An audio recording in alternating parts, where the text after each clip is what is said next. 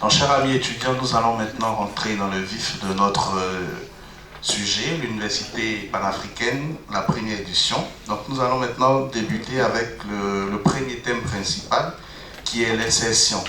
Alors, il faut avouer que pour tout étudiant, en fin ou en cours de cycle, l'un des aspects importants de sa carrière, en marge de ce qu'il fait comme formation, il y a le côté professionnel, le monde professionnel aussi, qui n'est pas toujours évident à pénétrer. Parce que le monde professionnel, ce n'est pas d'abord la personne. Le monde professionnel, c'est d'abord le CV, c'est d'abord la lettre de motivation, c'est d'abord la compétence, le diplôme qu'on a. Et on ne maîtrise toujours pas ces outils-là qui nous font pénétrer ce marché professionnel-là. Donc aujourd'hui, nous aurons, j'ai bien envie de dire, des experts qui vont nous entretenir, qui vont nous partager leur expérience. C'est surtout ça, en fait, parce qu'une chose est sûre, il n'y a pas de modèle type. Il y a différents types de modèles.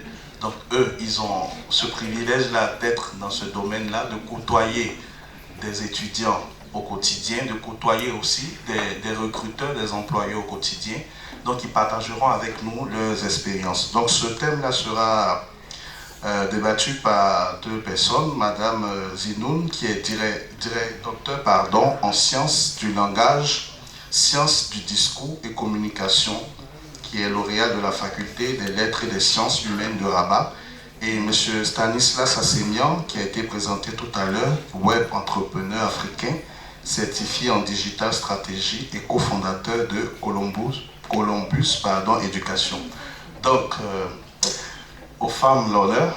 Donc, je vais laisser la parole au docteur qui va commencer avec la thématique. Juste avant, je voulais faire une précision. Ça sera un débat, un échange, on va dire. Donc, ils nous donneront un aperçu de ce qu'ils ont prévu par rapport aux thématiques. Et le débat sera enrichi avec vos différentes questions. Parce qu'on ne va pas faire un monologue où ils vont seulement parler. Ils donneront un aperçu de ce qu'ils ont prévu. Et en fonction de vos questions qui seront précises et pertinentes, ils pourront mieux nous orienter. Et s'il y a des aspects que vous ne comprenez pas aussi, on va trop vite, vous pourrez tout simplement lever la main pour nous interpeller. Merci.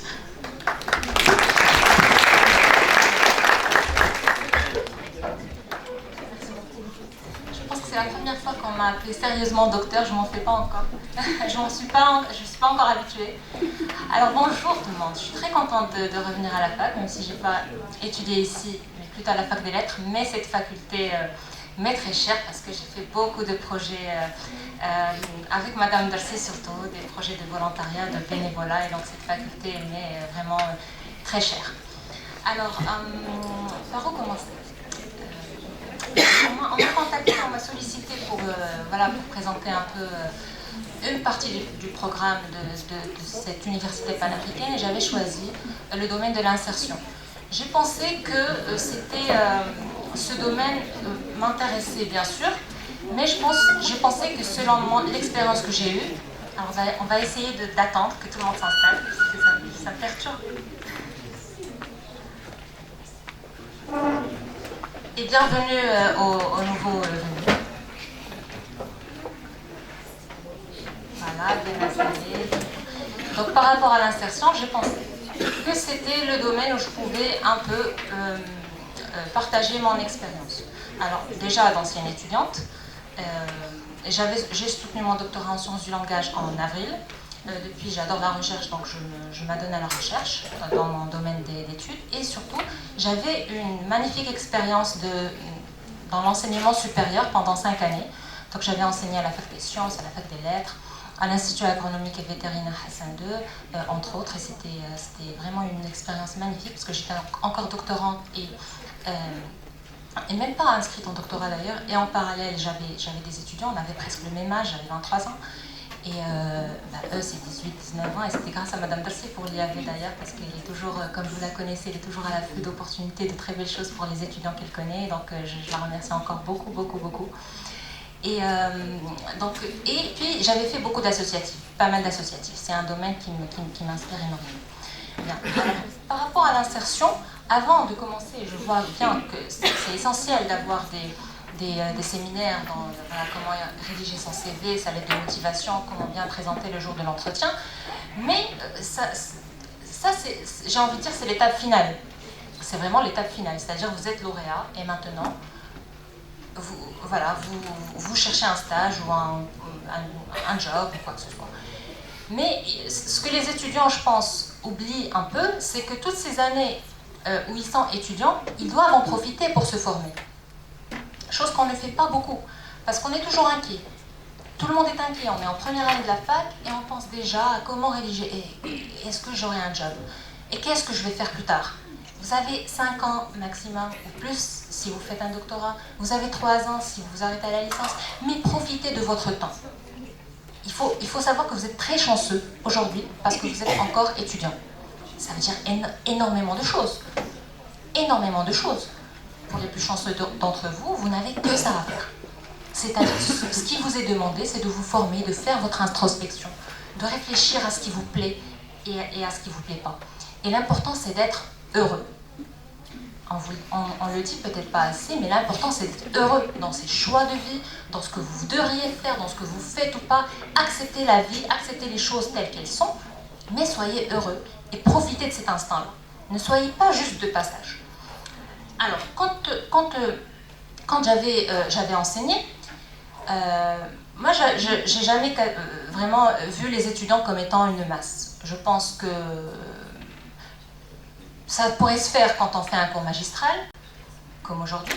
Enfin, c'est pas un cours magistral, mais là, on est en train de parler à entre guillemets, une masse de personnes, donc je ne porte pas attention à chaque personne. Mais quand on fait un cours, et quand on est un prof, même quand vous avez 50 personnes, et c'est ingérable, j'avais eu même 70, et ben, pour redonner confiance aux gens, pour que le message passe, il faut essayer, je pense, de voir chaque personne. L'appeler par son prénom, essayer d'interpeller chaque personne. Et j'avais vu qu'il y avait plusieurs types d'étudiants, que j'essaie un peu de schématiser, parce que catégoriser les gens, c'est pas vraiment mon truc, pour le dire vulgairement. Mais il faut schématiser, l'esprit humain est fait ainsi. Il faut schématiser les choses, il faut simplifier les choses pour essayer de les comprendre. Alors, le meilleur type d'étudiants, ceux qui sont comme un poisson dans l'eau. Alors, ils sont là, ils sont très bien, ils adorent la filière qu'ils ont choisie, ils adorent ils se sentent bien, le professeur les écoute, ils sentent qu'ils ne sont pas très mauvais, ils sentent même qu'ils sont très bons, ils ont des éléments facilitateurs comme soit ils sont de la ville, donc ils ont leurs parents à côté, leurs amis, ils ont leurs petits repères, donc autre chose que j'avais... ils ont confiance en eux. Et à ce moment-là, on se dit, waouh, c'est un étudiant qui est brillant. Brillant, il est bien, lui, il va aller loin, etc., etc. À côté, on a les étudiants qui sont tout le temps inquiets. Et là, j'en ai eu. Ils sont tout le temps inquiets. Moi, par exemple, à la fac des sciences, c'est incroyable, à la fac des sciences, les premières séances, généralement, c'était un peu de la com. C'est-à-dire, vous allez... ce qui est très simple, parce que les étudiants disent, oh là là, c'est que de la com, Mais après, c'est quand même important de pouvoir avoir 1 heure ou 1 heure et demie par semaine pour pouvoir juste parler, juste s'exprimer. Soit par écrit, soit à l'oral. Anyway, comme on dit. Alors, à la fac des sciences, j'avais tout le temps les premières séances. Mais alors c'est dur, mais tout le monde pleurait. Quand je leur disais, mais je vous jure, quand je leur disais, pourquoi est-ce que vous avez choisi la filière? Moi, j'étais là, toute contente, il faut les motiver, etc. Pourquoi vous avez choisi la filière? Qu'est-ce que vous voulez faire après? Et tout le monde pleurait. Oh là là, moi, j'ai été recalée de la médecine, moi, j'ai été recalée de l'Institut d'ingénieur. Alors, est-ce qu'on va être que médecin et ingénieur? Vous êtes à la fac, les amis. Vous êtes à la fac, vous pouvez faire énormément de choses à la fac. Et ces étudiants, malheureusement, ils ne seront pas toujours inquiets, parce que vous allez voir, on peut être brillant un jour et décrocheur un autre jour. Mais c'est pas le souci, c'est que l'image que vous donnez dès le départ et que vous donnez à là où vous êtes dès le départ, c'est-à-dire quand vous partez dans un jugement d'emblée, vous allez y rester pendant longtemps. Donc évitez de juger. Évitez de juger, de 1. De 2, moi, dès le collège, quand j'étais au collège, il y avait des collégiens, alors s'il vous plaît, c'est même pas des étudiants, ils me disaient, oh la fac c'est rien. Alors 12, 13 ans, 14, je vous laisse. La fac c'est rien, mon frère il est à la fac, il passe son temps à rien faire, de toute façon il reste à la maison.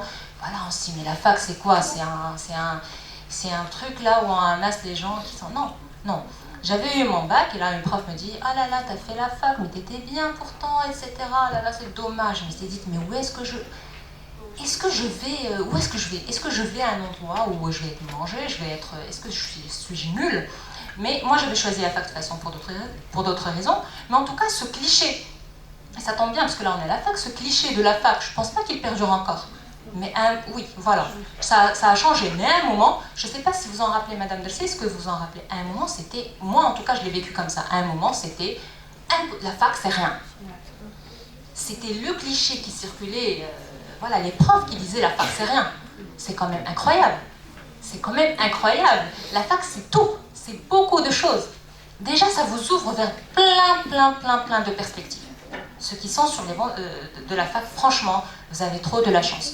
Parce qu'à un moment donné, vous allez pouvoir faire beaucoup de choses. Ça, c'est études françaises, je crois, les études. Vous allez pouvoir faire ce que vous voulez avec. Vraiment, vous orienter. Voilà, changer de filière si vous voulez, changer d'option. Mais c'est très flexible. Et en plus de ça, c'est pas gagné de valider ces modules, etc. C'est quand même... il faut être fier, quand même.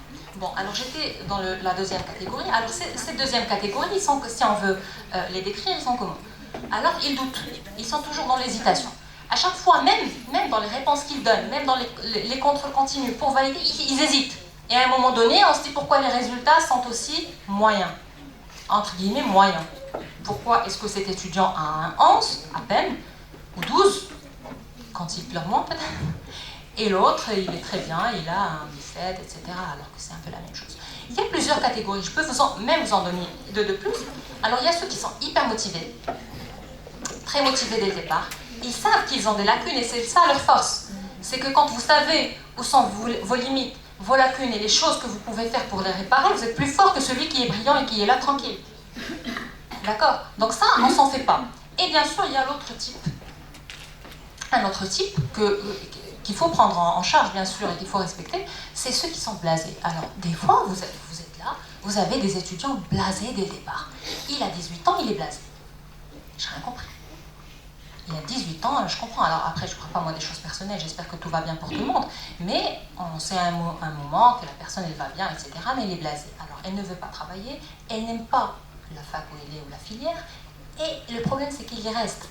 Et après, le comportement de ce genre de personne, c'est que c'est un comportement hostile. Pourquoi? Parce qu'il s'est mis petit à petit, il s'est lui-même conditionné, ou elle-même conditionnée à ça.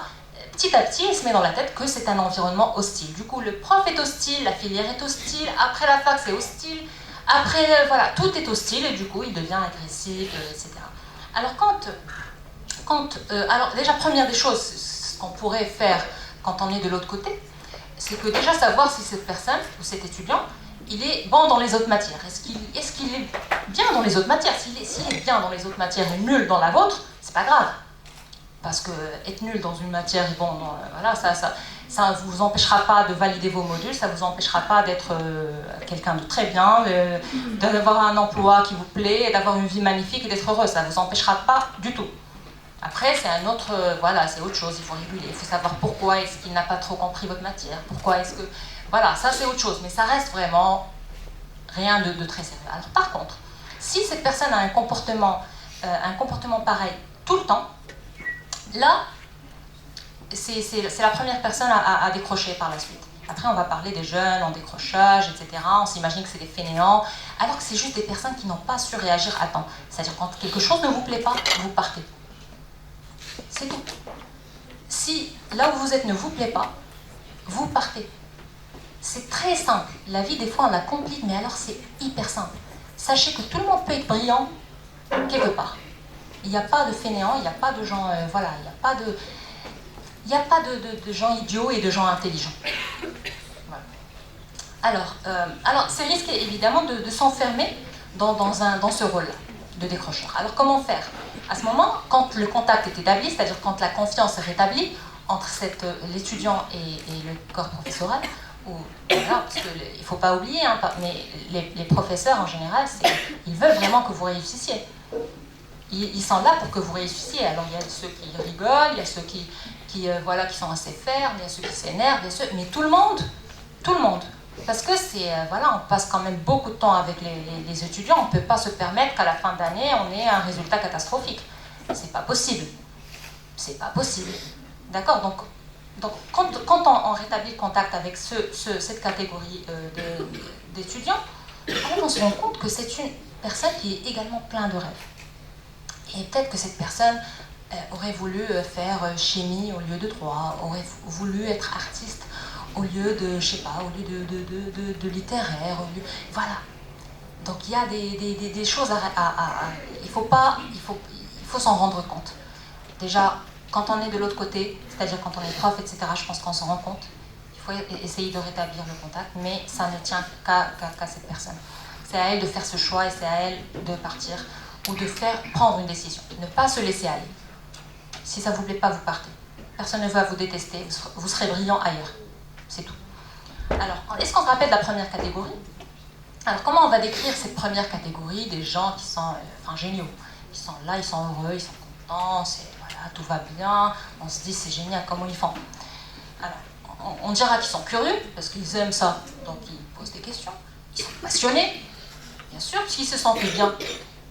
Mais en réalité, c'est un échange. Et ils sont brillants. Alors, tout ce qu'on demande quand vous écrirez une lettre de motivation, quand vous vous présenterez à un entretien, c'est tout ce qu'on vous demande. On demande quelqu'un de curieux, qui aime apprendre, et on demande quelqu'un de passionné, parce que on est humain, et quand on a en face de nous quelqu'un de passionné, et c'est contagieux, on est emballé également. Et donc, c'est des personnes, voilà. Et donc, c'est tout ce qu'on demande pour comment se présenter, on demande quelqu'un de brillant. Le problème, c'est que tout le monde est brillant. Tout le monde est curieux. Tout le monde est passionné. Sauf qu'à un moment, les besoins sont différents. Les besoins de ces 4 catégories que j'ai un peu bâclées, les besoins sont différents. Donc, le 4e, il a besoin de quoi, à votre avis, en premier? Le 4e, il est limite en décrochage. Alors, hein? Il a besoin de quoi? En premier, on a tous besoin de plein de choses. Allez, réveillez-vous. Ça me rappelle mes... Alors, il a besoin, moi j'ai dit espoir, mais vous pouvez aussi mettre plein de mots. Il a besoin d'espoir. Parce qu'en général, il n'y croit plus. Quand on n'y croit plus, on a besoin d'espoir. Donc il faut essayer, tous ceux qui sont à côté, que ce soit ses profs, ses camarades, les gens avec lesquels il vit, etc., il a besoin de reprendre espoir. Et c'est important. Alors, les besoins sont différents, c'est pas la compétence, c'est pas l'intelligence qui est différente, c'est les besoins à un moment précis. Le second type, donc ils sont motivés, mais ils sont pas, mais ils savent, qu'il faut qu'ils travaillent, ils ont des lacunes en langue, j'en ai eu beaucoup, mais ils travaillent. Ils ont besoin de quoi? Ils sont déjà exigeants envers eux-mêmes, ils sont en train de travailler pour faire disparaître leurs lacunes, donc ils ont besoin d'un peu plus de fermeté. Parce qu'eux, ils vous en voudront pas. Si jamais vous leur dites non, ça c'est faux, il faut reprendre. Ils vous en voudront pas. Donc leur confiance, leur estime d'eux-mêmes ne prendra pas un coup. Parce qu'ils sont là pour ça, ils savent qu'ils peuvent. Vous voyez, il y a plein d'étudiants qui s'acharnent, qui sont limite obsédés par la chose. On sait qu'ils ont plein de lacunes, mais ils sont là, ils s'acharnent, et ils vont y arriver. Moi, je m'en fais pas pour cette catégorie, donc il faut le rendre l'appareil et être aussi ferme, donc ne vous inquiétez. Et oui, la deuxième, ceux qui sont toujours inquiets, ils jugent. Ils ont besoin, ils perdent confiance en eux-mêmes, il faut leur donner confiance. Alors ceux-là, par exemple, si on commence à les critiquer à chaque fois, c'est foutu. C'est foutu. La personne est déjà inquiète, elle se sent déjà pas bien, elle dit la fac, où est-ce que je suis, je vais finir je sais pas où. Si en plus on commence à casser, au revoir. Alors, mais la première catégorie, elle a besoin aussi d'une chose. Celle qui est géniale. Elle a besoin de quoi, à votre avis? Oui, d'accord. Autre chose? De motivation, oui, d'encore plus de motivation, de support. Quoi d'autre? Allez, une troisième fois. Oui? Il faut avoir une confiance en soi pour avancer. Bien sûr, exactement. Bien sûr, mais on a tous besoin de ça. Bien sûr. Bien sûr, donc ça, exactement. Il faut encore plus d'exigence. Pourquoi? Parce que ces personnes sont aussi vulnérables que les autres. Attention, ne croyez pas que c'est parce qu'on est cet étudiant modèle génial, etc., qu'on a besoin de rien, qu'on est très fort. Non, on est aussi vulnérable parce qu'on peut très tôt tomber dans la facilité. Et très tôt, soit avoir hyper confiance en soi jusqu'à avoir un 7, et on se dit, mon Dieu, j'ai eu un 7, dans ce cas-là, on va déprimer, etc. Donc voilà. Alors, avant d'arriver à ce stade de la motivation, etc., quand vous cherchez un job, que faut-il faire? Alors, en réalité, moi, j'ai juste schématisé, mais en réalité, il y a autant de catégories d'étudiants qu'il n'y a d'étudiants. Parce que tout simplement, on est tous uniques. Et en plus, on peut être un jour dans la première catégorie et se retrouver dans la dernière. De brillants, très confiants, jusqu'à décrocheurs, par exemple. Ou alors l'inverse, de décrocheurs, pas très confiants à un moment donné. Alors ne sous-estimez pas ça, attention. Il ne faut jamais sous-estimer l'évolution humaine. Ça peut aller dans les deux sens, soit le positif, soit le négatif. Toujours être attentif, toujours prendre du recul. Alors les solutions dépendent de chacun de nous. Alors j'ai essayé pour finir, je pense que j'ai un peu débordé, de faire attention aux éléments suivants. De 1, avant même de choisir votre filière, ou même vous qui êtes inscrit en filière et vous avez le choix de changer ou de choisir des options après, des masters, Inch'Allah, etc., il faut quand même réfléchir à ses points forts et ses points faibles. C'est très important, les deux. Alors, exemple, j'ai noté, une personne, je vais dire, moi je suis pas très bonne en anglais. Je sais, je suis pas bonne, mais j'adorerais faire études anglaises. Et là, j'ai un bac et j'adorerais faire études anglaises. Ou alors, j'ai une licence et j'aimerais bien partir en journalisme en anglais, je sais pas, en UK ou je sais pas. Vous savez que ça, c'est pas grave. Parce que du moment où vous dites ce qui vous manque, c'est-à-dire que vous allez bosser. D'accord? Mais les points forts aussi. Par exemple, je veux être journaliste. J'ai devant moi, ou je veux faire des lettres, j'adore les lettres. Je vais m'inscrire en filière de lettres. Et je suis pas mal en anglais, je suis bonne en arabe, excellente en français. Qu'est-ce que je vais choisir? Moi, je vais choisir la facilité. Parce que je suis excellente en français, je vais choisir les lettres en français. Comme ça, déjà, le problème de la langue, je l'écarte. Et je me concentre sur les lettres. Comment analyser, etc.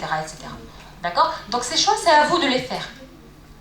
D'accord? Selon ce que vous pensez être bon pour vous, selon ce que vous êtes prêt à investir. Que ce soit dans vos prochains master, ou alors si vous partez à l'étranger, ou alors si vous changez de filière, etc. Il faut toujours faire une espèce d'introspection. Toujours avoir un peu du recul sur les choses. Et ça, personne ne pourra vous le donner. D'accord? Donc à chaque fois, point fort, point faible. Pour ne pas tomber dans la facilité, je suis très forte, non. Et pour ne pas non plus tomber dans la personne qui n'a pas d'estime, qui n'a plus d'estime pour ses compétences. Alors aussi, il faut toujours se renseigner. Alors ça, c'est technique, il n'y a rien de très psychologique. Il faut se renseigner à chaque fois. Alors, se renseigner sur les filières, se renseigner sur les masters, sur les matières enseignées, sur quoi d'autre? Sur les débouchés. À quoi ça va mener? Donc toujours y penser. Et bien sûr, c'est pas ça ce qui manque. Il y a les forums de l'emploi. Là, je vois l'université qui fait des forums de l'emploi, forums de l'étudiant. Stanislas, il a ce qu'il fait comme il y a un programme qui s'appelle Maroc Études. C'est génial ce qu'il fait. Il faut le suivre sur Instagram. Je te fais de la pub. Donc non, c'est vraiment génial ce qu'il fait parce qu'il présente de façon très consciencieuse les études au Maroc, aux Ivoiriens, mais pas que les Ivoiriens. Aux Africains de manière générale. Et Dieu seul sait, exactement. Dieu seul sait combien on en a tous besoin. Et aussi, il faut écouter les autres, partager leur expérience. Mais, n'écoutez pas les jugements. N'écoutez pas ceux qui vous disent ça c'est bien et ça c'est mal. C'est à vous de voir qui est bien, qui est mal. Écoutez l'expérience et essayez à un moment donné de voir ce qui est bon ou mauvais pour vous. Troisième point, et j'aurai bientôt fini, cultiver sa curiosité tout le temps. Alors déjà vis-à-vis de votre domaine d'études. Parce qu'en général, dans les cours magistraux, surtout dans les cours magistraux, on n'a pas le temps de progresser. C'est normal parce qu'on est dans la consommation. On est en train je parle des cours magistraux. Je suis là, je parle et vous m'écoutez.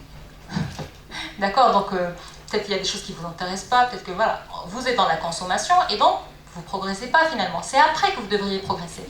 Pourquoi? Parce que quand vous allez chez vous, dans la bibliothèque ou à travers d'autres ateliers, etc., vous allez être plus créatif. Donc toujours avoir un travail complémentaire.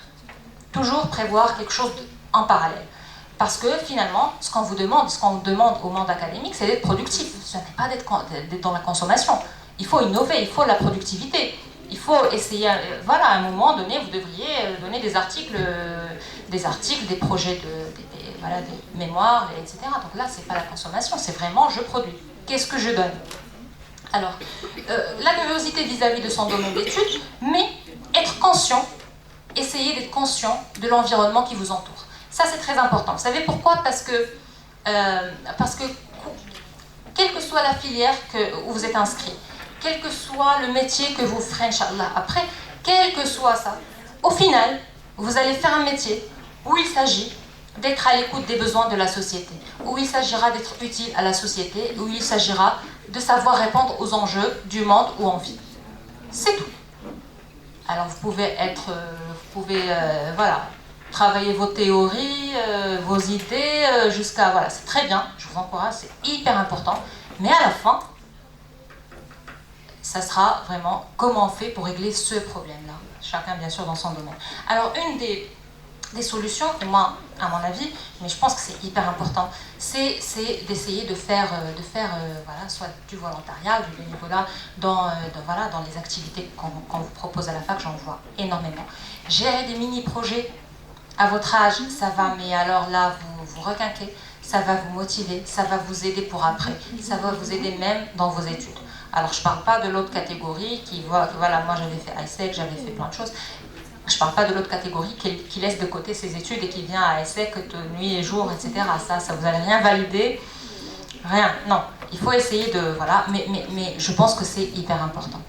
Parce que quand on fait du volontariat ou on gère un mini-projet, ça n'a rien à voir finalement avec les études. Ou ça peut avoir... Voilà, Enactus, ils font des choses, par exemple à l'Institut agronomique et vétérinaire, ils font des choses en rapport avec leur domaine d'études. Mais ils voient qu'à un moment donné, là où on est en réunion, il faut qu'on réponde à la question suivante. Comment faire pour que ce village ait plus de... par exemple. Ou comment faire pour que... Là, c'est la réalité qui vous interpelle. Ça n'est plus, vous êtes là assis à réfléchir et à dire c'est très bien, c'est pourquoi je vous dis d'en profiter. Après, ça deviendra ça. Et on comprendra qu'il n'y a pas de tâche ingrate. Vous pouvez être médecin, vous pouvez être ce que vous voulez, je ne sais pas quel est le métier de vos rêves, mais vous pouvez être le plus important sur Terre. Et les tâches ingrates, vous les faites. Vous faites vos impressions, vous collez vos affiches, voilà. Il n'y a pas de tâches ingrates. Toutes les tâches sont importantes. Alors, et pour finir, là, les deux motivations, ne vous en faites pas. Les CV, ne vous en faites pas. Comment vous allez réagir le jour de l'entretien, ne vous en faites pas. Formez-vous maintenant parce que tout s'apprend. Vous allez les apprendre petit à petit à travers des ateliers, dans vos cours, etc. Ne pas attendre quand même jusqu'à la fin, parce que ça va être un peu plus difficile. Mais ce qui est important, c'est vous, ce que vous avez à dire, ce que vous avez à proposer. Voilà, et soyez heureux et bon courage. Allez.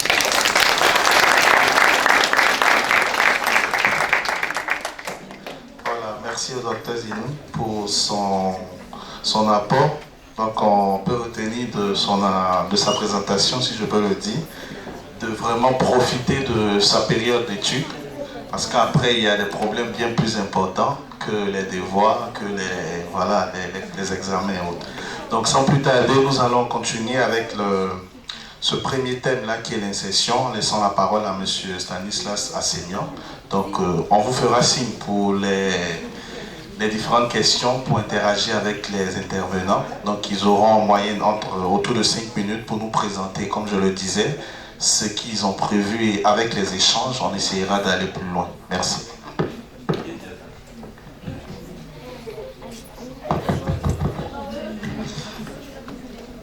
Bonsoir à tous. Moi, j'aime pas les gens qui sont très calmes. Je suis comme ça. Chaque fois que je passe quelque part, j'essaie de mettre le feu. D'accord? Donc, on va commencer par sourire déjà. Je vois les sourires.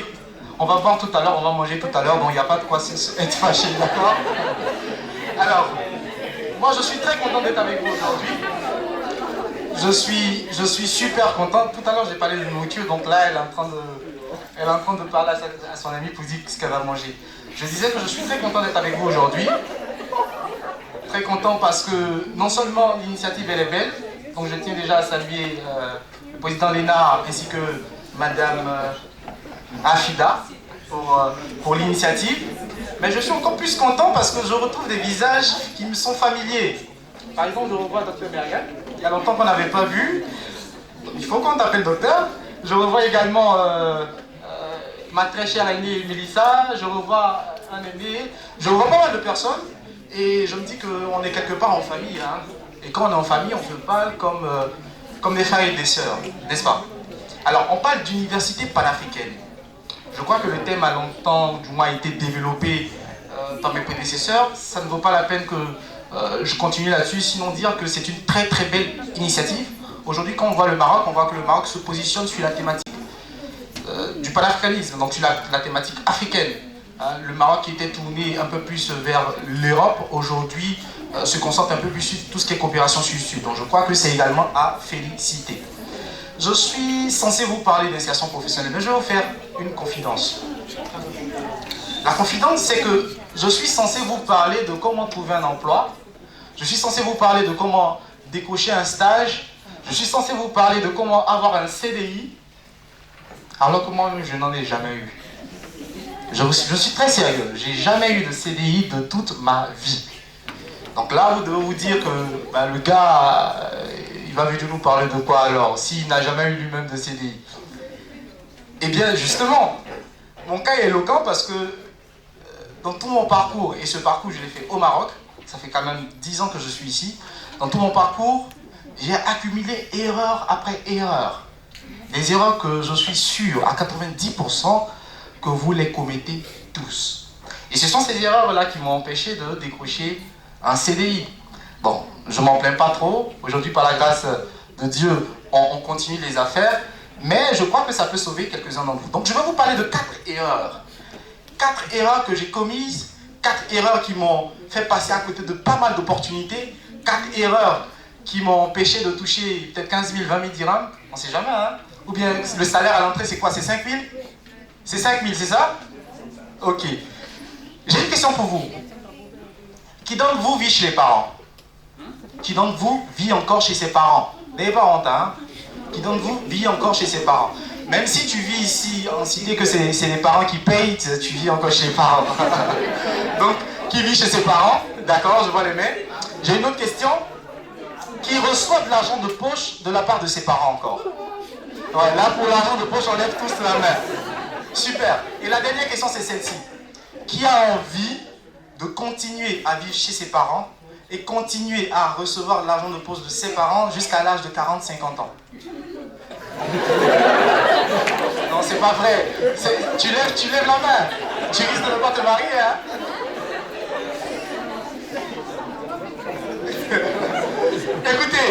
Écoutez, une chose intéressante, c'est que on a tous envie d'indépendance un jour ou l'autre, n'est-ce pas? On a tous envie de liberté, n'est-ce pas? Et si je vous disais que trouver un stage ou trouver un emploi ne se résume pas justement à trouver un emploi, mais ça se résume, ou du moins ça part jusqu'à trouver cette indépendance. Quand on trouve un emploi, qu'est-ce qu'on fait? On ne peut plus vous dire ne sortez plus à telle heure. Hein, tu as ton argent, tu sors comme tu veux, n'est-ce pas? Quand tu trouves un emploi, tu deviens maître de toi-même. Tu prends tes décisions et tu gagnes en respect même au niveau de la famille. Donc écoutez bien ces 4 erreurs que j'ai faites, qui ont failli me coûter peut-être ma carrière professionnelle, et que je n'ai pas envie que vous refassiez. La première erreur, et je vais reconnaître pas mal de personnes d'entre vous, la première erreur c'est laquelle? C'est d'attendre jusqu'au premier mois de l'intersemestre pour commencer à chercher son stage. Ça veut dire quoi? Très souvent, quand on est en licence ou en master, on a un semestre de stage, n'est-ce pas? Vous êtes d'accord avec moi? On est tous d'accord? Vous faites quelle filière ici? Études françaises. Ah, c'est la même chose, on va dire. En licence, au semestre 6, normalement c'est un semestre où on doit chercher les stages. Au master, donc le semestre de fin, le M2, on doit également chercher des stages. Et il se trouve que, depuis la première année, ce qu'on fait, c'est qu'on dort, n'est-ce pas? On regarde des films, Casa de Papel, des petites séries, et on se dit on a le temps, ça va venir. Et souvent, tu as toujours un binôme qui te demande c'est comment le stage, t'as trouvé? Tu dis non, t'inquiète pas, on a encore le temps, Et le temps de te rendre compte, bah on est en février. Janvier même déjà passé. Et là, tu commences à stresser. Tu commences à stresser parce que le même binôme qui te demandait où est-ce que tu en es dans le stage, quand toi tu lui demandes comment ça va, il te dit ah, j'ai commencé à rédiger mon mémoire. Tu dis oh, toi tu as déjà commencé à rédiger ton mémoire, moi j'ai même pas encore obtenu un stage. Et là, tu commences à paniquer. Cette première erreur, c'est une erreur disqualifiante. Lorsqu'on cherche un stage, lorsqu'on veut l'autonomie, Il ne faut pas attendre jusqu'en janvier, jusqu'en février pour commencer à faire des recherches. C'est fou. You have to start first. Regardez combien de personnes vous êtes dans cette salle. Vous êtes combien? Une cinquantaine. Imaginez que à l'instant donné, donc à l'instant T, vous tous, vous êtes en train de chercher des stages. Qu'est-ce qui va se passer? Il y aura embouteillage. Chez nous, en Côte d'Ivoire, on dit embouteillage. Ça veut dire que vous tous allez venir, vous arrêter devant la même entreprise, vous allez tous envoyer les mêmes mails au même recruteur, et quand c'est comme ça, bah, vous perdez dans tout le tas de tout le monde, n'est-ce pas? Vous avez le devoir de commencer à faire vos recherches bien avant. Pendant que ton ami est en train de regarder des films, toi déjà tu as commencé à noter la liste des entreprises qui t'intéressent. Hein? Quand il regarde, tu dis non, on continue le film, et puis hop, toi tu commences à faire ta petite liste comme ça. Et ça te fait gagner du temps. La deuxième erreur que j'ai commise, et ça je veux voir les gens rire parce qu'on l'a tous, dans nos ordinateurs, dans un dossier, mes documents. On a un petit fichier en PDF, c'est le CV tout prêt. On appelle le CV passe-partout. On a toujours un petit CV qui est calé quelque part sur l'ordinateur, donc on a une opportunité, on balance en même temps, n'est-ce pas? Qui a un CV passe-partout sur son ordinateur? N'ayez pas honte, on est là pour apprendre. Qui a un CV? Voilà. Qui n'a pas de CV tout court? Ah bon, voilà, il y en a qui n'ont pas de CV. Écoutez, le CV passe-partout, c'est la plus grande erreur que vous pouvez faire. Pourquoi? Parce qu'avec le CV passe-partout, vous devenez un candidat parmi 10 000. Sinon, j'ai envie de dire, vous devenez un 10 millième candidat parmi 10 000. On ne vous voit pas. Le CV passe-partout, il n'est pas adapté à l'emploi. On le garde juste pour ne pas faire des efforts chaque fois pour le remodeler. Et donc, qu'est-ce qu'on fait? Dès qu'on a une opportunité, on le télécharge et on le balance par le mail. On le télécharge, on le balance par le mail. Et quand on te demande, mais pourquoi est-ce que depuis tu n'as pas encore eu ton statut? Tu dis, mais je postule, je ne comprends même pas moi-même, depuis j'envoie des CV. Mais si ton CV n'est pas percutant, et j'aimerais que vous reteniez ce mot, percutant. Un CV qui est percutant, qu'est-ce que veut dire percutant? Quand on dit percutant, ça veut dire quoi? Ça veut dire qu'il suscite l'intérêt, qu'il suscite l'action, quelque chose qui étonne, quelque chose qui retient le regard. Votre CV doit être percutant. Donc tout de suite, il faudrait que vous annulez maintenant, que vous enlevez de votre tête le petit CV que vous faites avec Word. Ça ne marche pas. Le CV qu'on fait avec Word, formation, expérience, ça ne marche pas. Il y a des méthodes très simples. Vous pouvez aller sur Google, CV Builder. Il y a pas mal de sites en ligne qui vous permettent de faire des CV très très très beaux. Après, à vous maintenant de le modifier en fonction de l'emploi, en fonction de la candidature à laquelle vous postulez. N'oubliez pas quelque chose de très important. Vous savez, en 10 minutes, on ne peut pas tout vous dire, mais ces informations sont très importantes. Sur le CV, quelle que soit votre expérience, quelle que soit votre formation, vous devez garder à l'esprit que c'est un avocat. Votre CV, c'est votre avocat. Vous n'êtes pas là, vous l'envoyez par mail, il doit parler pour vous, pour qu'on vous rappelle, n'est-ce pas? Il faut être le plus précis possible. Il faut être le plus précis possible. Le plus précis possible, c'est quoi? C'est pas juste mettre que l'année passée, j'ai fait un stage dans telle entreprise. Non, ça veut rien dire. Tu n'es pas la seule à faire l'entreprise, je suis désolé. Mais ce que tu dois faire, c'est qu'est-ce que tu as fait là-bas de manière concrète? Qu'est-ce que tu as apporté? Quels étaient les chiffres? Sur quoi tu bossais? Est-ce que tu avais un petit portefeuille de clients? Qu'est-ce que tu faisais? Bon, par exemple, je sais que vous êtes en français. Quel type de stage vous cherchez, par exemple? Quel type de stage vous cherchez? Quelqu'un me dit quel type de stage il cherche? Un volontaire, une volontaire? Non? Quel type de stage vous recherchez? Est-ce que vous cherchez par exemple des stages en marketing? Je dis n'importe quoi. Des stages en management? Non? Qu'est-ce qu'un étudiant en français cherche comme stage? Alors pour parler de ça, nous avons deux parcours. Oui. Parcours didactique de français, donc c'est des gens qui cherchent des stages dans des écoles, D'accord. collèges, lycées, tout ça. Les littéraires, c'est surtout dans les métiers, disons, de la culture, comme le théâtre Mahamsa, comme la Villa des Arts. Ok. Et aussi certains qui vont dans des administrations. Super. Voilà, donc, Ça veut dire que tout le monde a sa place. Ça veut dire que tout le monde a sa place. Et si tout le monde a sa place, c'est que tout le monde doit faire également sa part. Donc votre CV doit être à l'image de ce que vous voulez que l'entreprise regarde de vous. Imaginez un seul instant que vous êtes des milliers à envoyer des mails, quand même. Vous êtes des milliers à envoyer des mails. Il faut vous démarquer d'une manière ou d'une autre. Une troisième erreur que je faisais, ça on le voit très souvent dans les forums. Souvent quand je suis des forums de Facebook, tu reçois un message où on dit « Si vous voulez la liste de tous les directeurs des ressources humaines des entreprises au Maroc, laissez votre email. » Qui a déjà vu ça quelque part? Vous avez déjà vu ça quelque part, justement. Et Et on met nos emails, on est tellement content, on se dit, ah mais si j'ai eu 100 entreprises, le mail de 100 entreprises que je postule, forcément je vais avoir quelqu'un qui va me répondre. Et c'est faux. C'est faux parce que justement, c'est ce qu'on appelle les spammers. J'ai été un spammer. Un spammer, c'est quoi? Je prends 100, 200, 300, 500 mails de directeurs ressources humaines, marketing, etc. Je prends mon CV passe-partout qui est calé quelque part sur l'ordinateur et je commence à balancer. Pas 10 mails, 20 mails, 30 mails, 50 mails, 60 mails. Mais je vous assure, je n'ai eu qu'un seul retour. Un seul. Waheb. Un seul, je vous assure. Et ce seul retour, vous savez c'était pourquoi? C'était un monsieur qui me disait « Arrêtez de m'envoyer des mails s'il vous plaît. » Vous imaginez un peu? Tu envoies 500 mails pour avoir un stage pendant que, rappelez-vous, pendant que tu es déjà en février, mars, le temps commence à partir, tu as un CV passe-partout, tu récupères une base de données d'emails, tu envoies 500 emails, tu n'as qu'une seule réponse, et la réponse on te dit « Ne m'envoyez plus de mails s'il vous plaît. » Ça détruit le moral, ça te casse complètement. Et ça également c'est une erreur que j'ai faite. La quatrième et dernière erreur que je vais faire, c'est de ne pas développer mon réseau. Ne pas développer son réseau.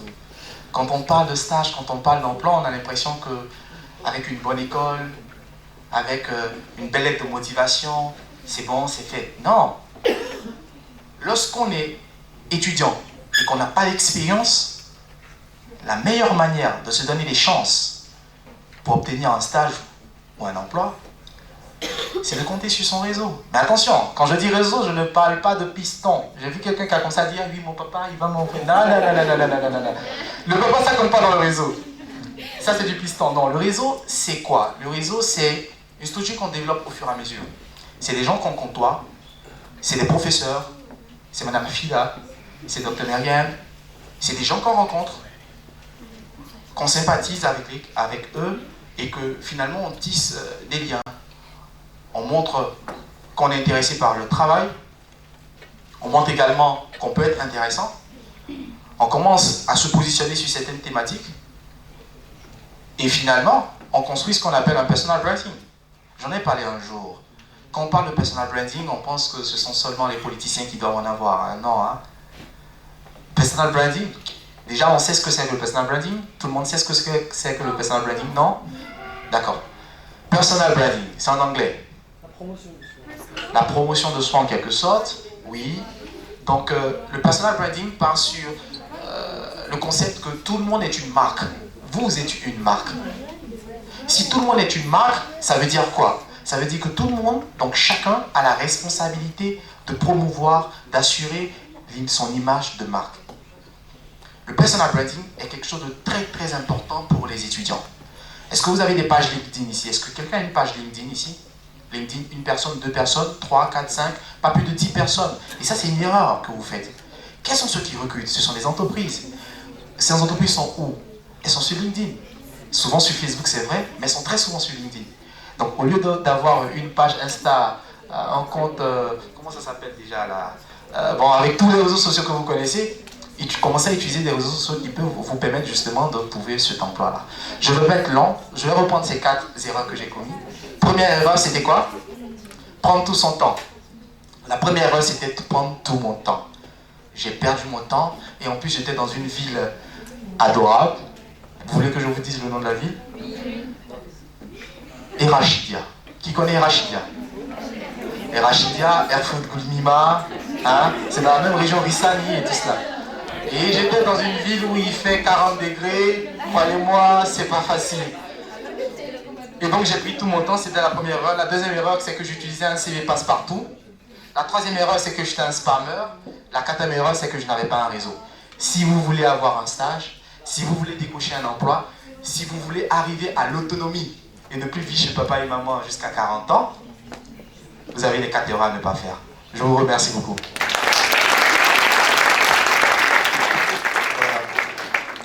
Merci à M. Stanislas. Donc j'espère que nous avons tous bien noté les 4 erreurs à ne pas commettre. Alors, petit exercice, nous sommes en décembre. Qui a déjà fait sa demande de stage? D'accord. Donc je vois qu'il y a seulement que 2 personnes.